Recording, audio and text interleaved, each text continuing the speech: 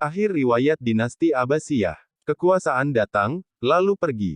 Itulah yang juga terjadi pada dinasti Abbasiyah. Lebih dari 500 tahun kekhalifahan itu berdiri sebelum meredup pada abad ke-13. Dinasti Abbasiyah merupakan kekhalifahan Islam yang lahir sesudah runtuhnya Bani Umayyah pada 750 M.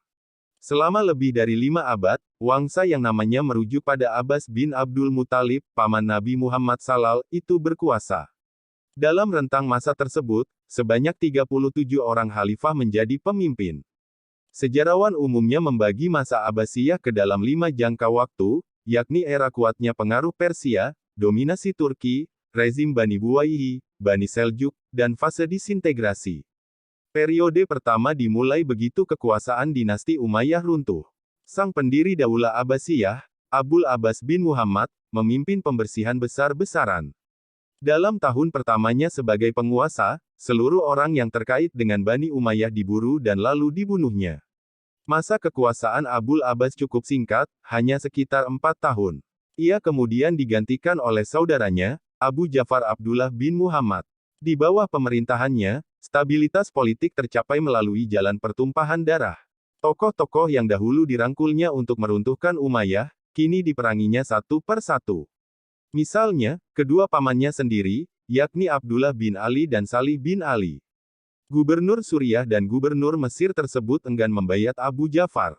Sang penerus Abul Abbas itu kemudian menyuruh seorang jenderal, Abu Muslim al-Khurasani, untuk memerangi dan membunuh keduanya.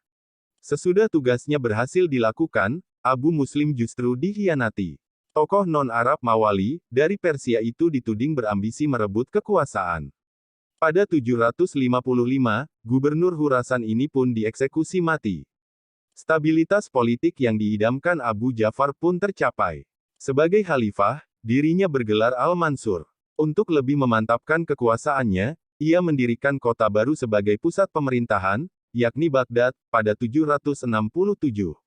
Di sana, raja yang wafat dalam usia 61 tahun itu merintis birokrasi yang efektif. Sepeninggalan Al-Mansur, kekuatan politik kaum Persia mulai bangkit. Representasi utamanya ialah Bani Baramika atau Barmaki, yakni sebuah keluarga terpandang yang berasal dari Balkhi, Iran. Pada masa Khalifah Abul Abbas, seorang dari mereka menjadi jabatan Perdana Menteri pertama Abbasiyah, yakni Khalid bin Barmak. Meskipun pengaruhnya sempat surut pada masa Al-Mansur hingga Khalifah keempat Abbasiyah Al-Hadi, keluarga Barmaki akhirnya kembali menempati posisi tinggi. Hal itu terjadi ketika Khalifah Harun al-Rasyid berkuasa.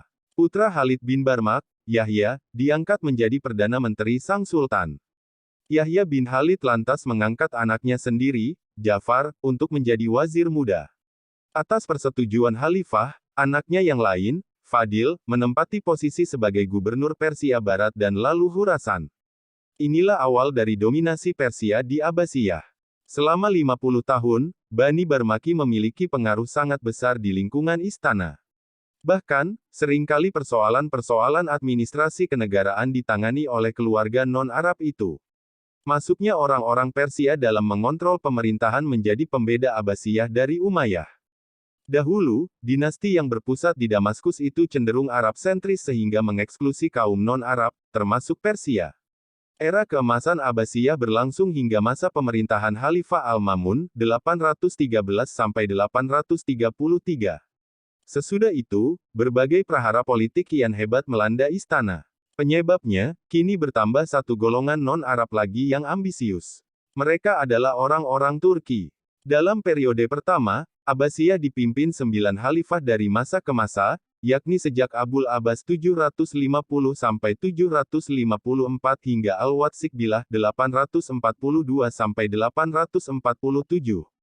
Sepeninggalan khalifah ke-9 itu, kaum Mawali Turki semakin berkuasa.